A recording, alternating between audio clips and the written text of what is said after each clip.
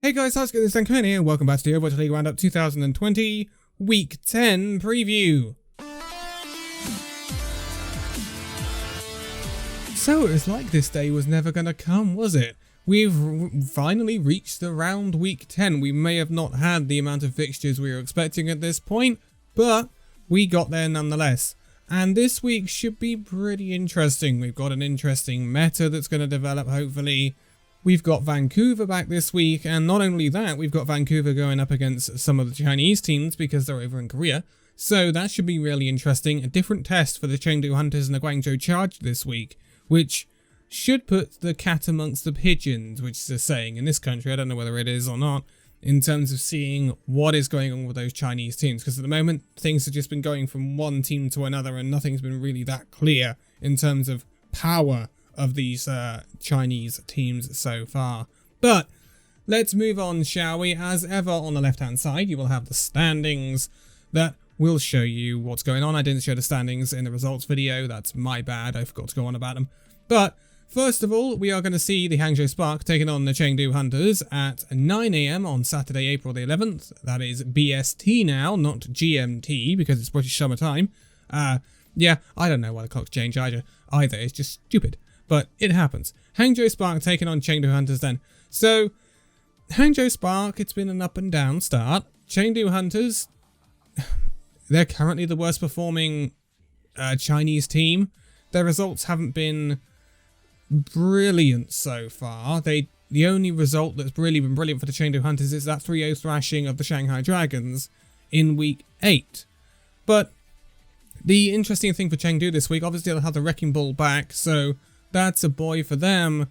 But no D.Va, obviously the hero pool. D.Va is banned, Ana is banned, Reaper is banned, and Sombra is banned. Sombra and D.Va are going to be misses for the Chinese teams, but I expect Hangzhou Spark to be able to cope with this better than the Chengdu Hunters.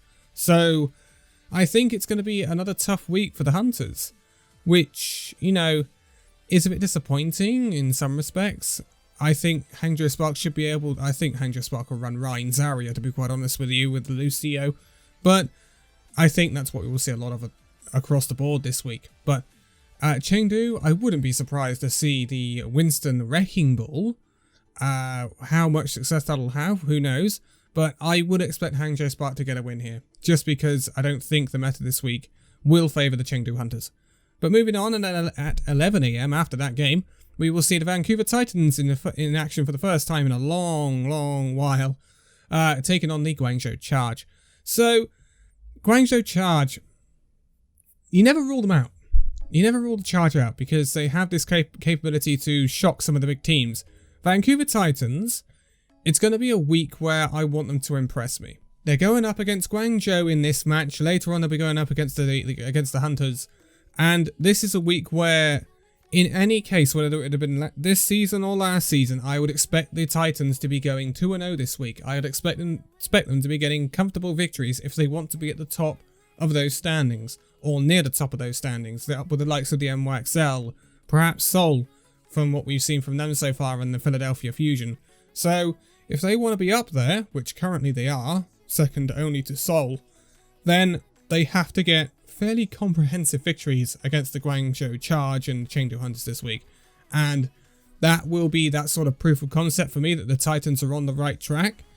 Again, out of the teams that are in Korea at the moment, now I'm working on the fact that London are at the Cloud9 facility. Who knows when they are going to next show up, because I would have thought they would have showed up this week, but they didn't. Titans are in Korea, obviously, and I think Seoul are moving back to Korea. I think that's why we haven't seen them for the past 2 weeks. So, out of the region now, you've got the Titans, you've got the Dynasty, you've got the Charge, you've got the Spark, you've got the Hunters, you've got the Dragons, and you've got the Spitfire. I would expect the Titans either to be the second best or the best team in that region of teams, if you see what I mean, where they're all competing. So, I want the Titans to prove this to me over the next couple of weeks, and this is the start of that. I would expect the Titans to get a win over the Hangzhou Charge. How easy it will be, I think very often depends on the Charge. I think they will give them a hard time if they want to. So, it'll be interesting to see what Vancouver run as well. But moving on, I think actually this week could actually favour the Titans quite majorly. But moving on, and we have the Philadelphia Fusion taking on the Paris Eternal at 9 PM on that very same day.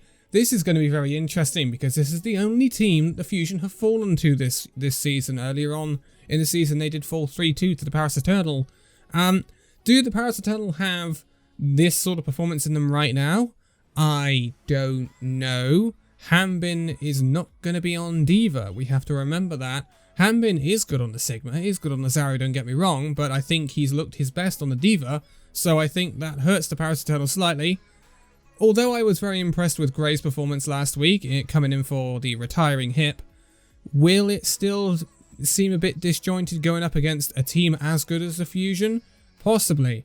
I'd have to go for a Fusion win here, 3-2, 3-1, but I think Paris Eternal will give a good account of themselves. Then at 11 PM, it's back. Yay, the Papega Fest. Remember this one earlier in the season? Houston Outlaws taking on the Boston Uprising. So, when this happened earlier in the season, they were regarded as the worst two teams in the league, and this, at that time, was a 7-mapper with 2 draws. It was possibly the most torturous game of Overwatch I've ever watched. I hope it's not like that this time. Honestly, I don't expect it to be like that this time. I mean, the only thing that's going against the Outlaws here is the loss of D.Va. It means it's a bit harder to run that dive that they would be favouring.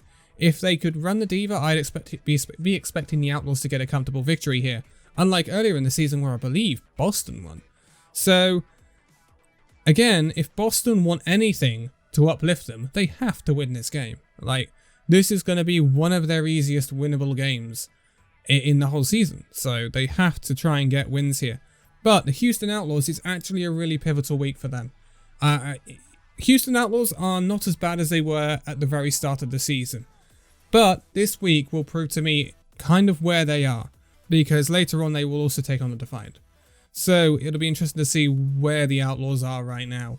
And I think if they have to gravitate towards more the Reinhardt, towards more the Zarya, then I think we might see them struggle slightly.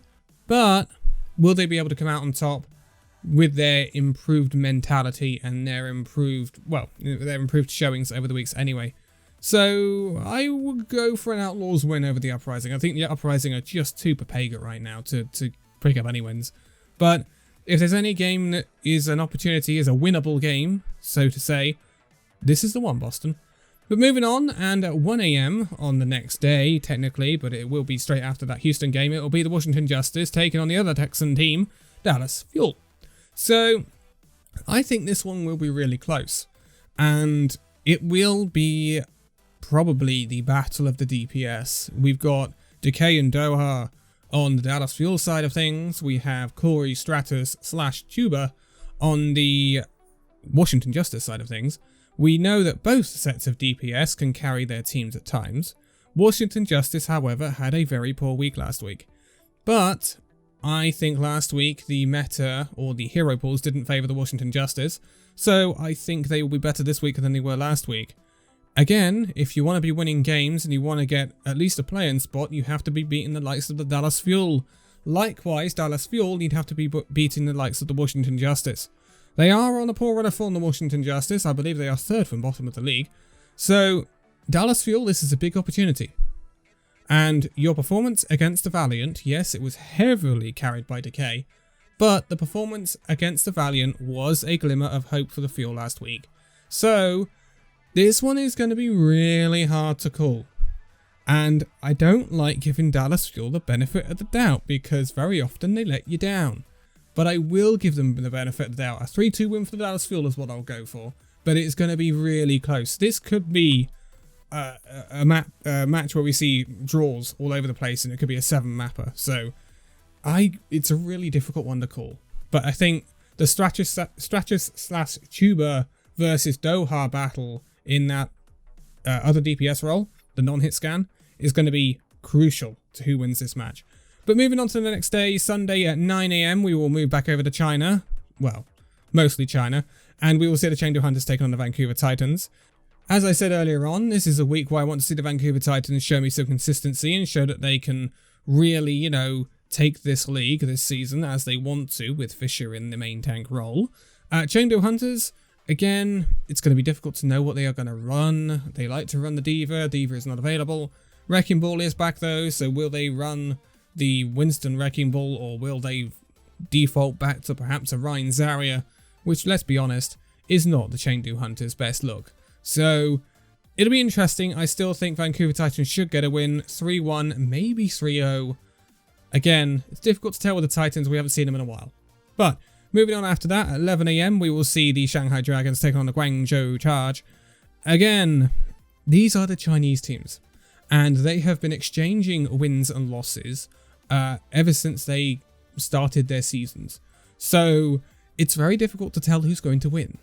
But if last week is anything to go by, Shanghai Dragons did look like they were starting to hit their stride slightly after a wobbly first week of competition for the Dragons.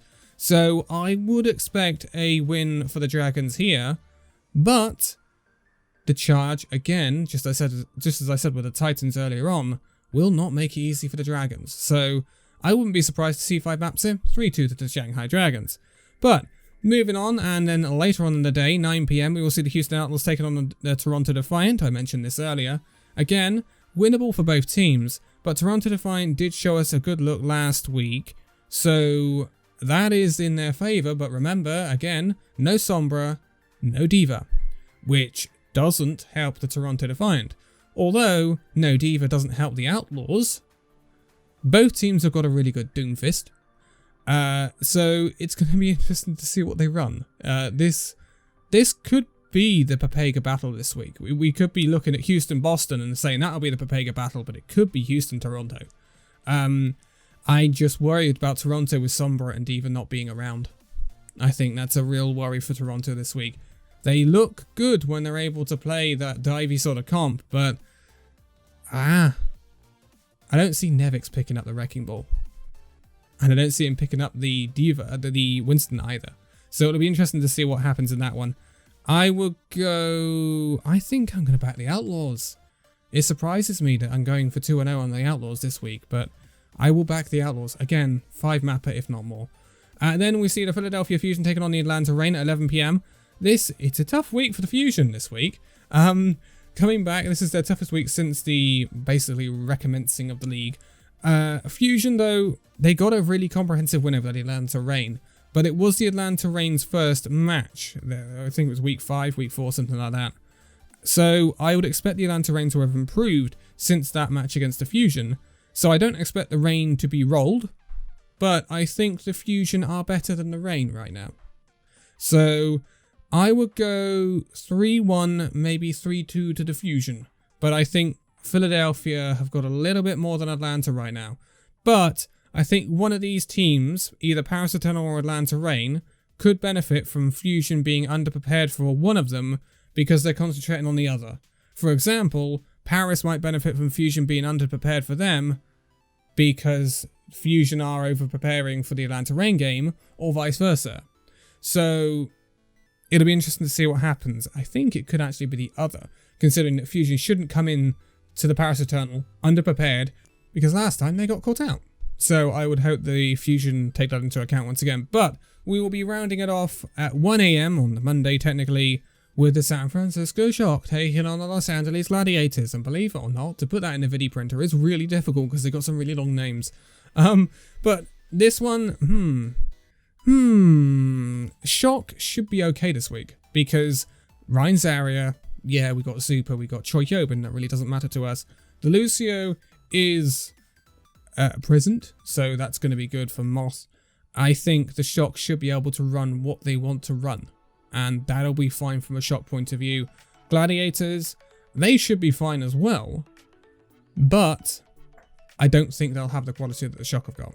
I think the Shock got hit by a unfavourable hero pool 2 weeks ago, and I think they should be okay from here on in. But I think it will be a close one though. 3-1, 3-2 to the Shock, I would say. But that rounds us out for our preview of this week. I don't believe there is anything else to go through. Obviously, there have been a ton of retirements because of Valorant.